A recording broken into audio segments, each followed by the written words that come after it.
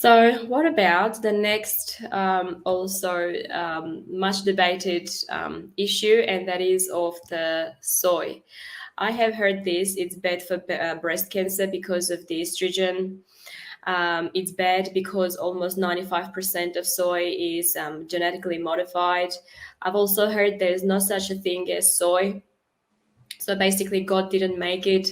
What are your thoughts on soy? Are there any benefits, or it's actually bad for breast cancer?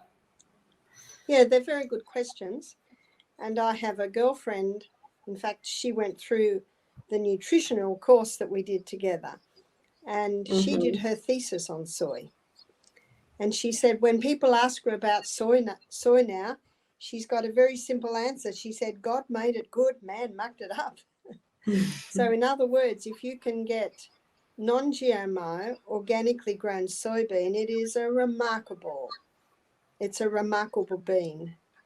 And all Mm-hmm. through Asia, it's been used for centuries. And did you know that through Asia, traditionally, there was not even a name for menopause because the women never suffered with menopause? And I read an interesting book called China Doctor, and it's the story of Dr. Harry Miller, who was a medical missionary in China, and I think it was in about the 1920s, maybe even the late 1800s. And the book's out of print now. I was able to buy it. Amazon found it for me. And a lot of little babies in China were dying. They couldn't handle the mother's milk. Of course, a lot of babies could, but there were some that couldn't. And so he wanted to find a milk that babies could drink. And he was on a ship one day and he saw this big vat of white milk in the kitchen. And he said, "What's that?" And it was soy milk. They were going to make tofu from it. So he Mm-hmm. tasted it and he spat it right out. It was basically, he couldn't bear the taste and it was quite indigestible. So he went on a journey to make the milk digestible and palatable. And he came up with his soy milk. It was even to the point where his colleagues were saying it is not right for a doctor to be playing with a bean. But he made this soybean milk. He found that he had to cook it. He found that he had to put a little oil and a little sweetener in, and he made quite a palatable milk. And it is said that he saved the lives of thousands of babies with his soy milk. Now, that soybean was not genetically modified. That soybean was not grown with chemicals. And it Mm-hmm. is true that especially in the US, the majority of soybeans are called Roundup Ready because they've been genetically modified to resist Roundup. And a American farmer told me one day, he said, "Did you know that the field is sprayed 5 times before harvest?"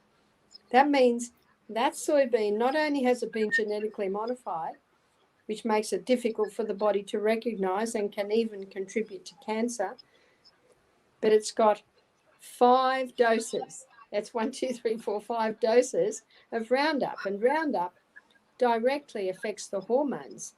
So the soybean that can certainly contribute to breast cancer, any endocrine cancer, men or women, is that soybean. And it's not the natural estrogen in the soybean, it's the chemicals on the soybean. Mm-hmm. There are some natural estrogens in the soybean, but they are so minor. And Psalm 104 verse 14, the Bible says that God gave herbs for the service of man. And you could consider the soybean like that. So what these natural estrogens do in the soybean, they work with the human body. So if the cell is low in estrogen, the soybean will, the estrogen in the soybean will go into the cell. But if it does not need it, the cell won't let it in. And so you can see by that illustration that the cell and the plants work together. It's called synergism. Or as the Bible says, God made herbs for the service of man. They're here to serve you. Whereas Mm-hmm. the xenoestrogens, these are the estrogens from chemicals, from Roundup, from plastics, from all the polyester, the chemical fabrics. They just barge into the cell. They don't work with the cell.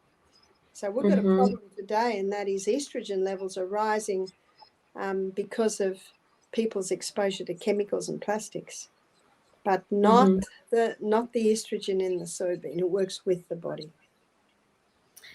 I've also heard that flax seeds have more estrogen, phytoestrogen, than soybeans.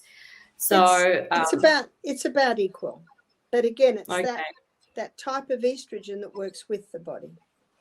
But what I say to people that it hurts more the dairy industry than it hurts you. Yeah. So that's right. And what they claim about the soybean can be applied to the genetically modified one grown with chemicals. Wheat in that case can be considered one of those dangerous foods in that case? Well, not quite along the same line. Some people can handle wheat, but they can only handle it if they don't eat it 3 times a day. But the wheat certainly has been changed. That is true. So in that case, Barbara, on that same note, would you advise a few of the, I guess, good grains that we can use to make bread, for example? Which ones are not changed as much? Spelt and Emma and Inkenhorn, they're 3 wheats that have not been genetically modified or gone through intensive crossbreeding, hybridized. Thank you very much for that.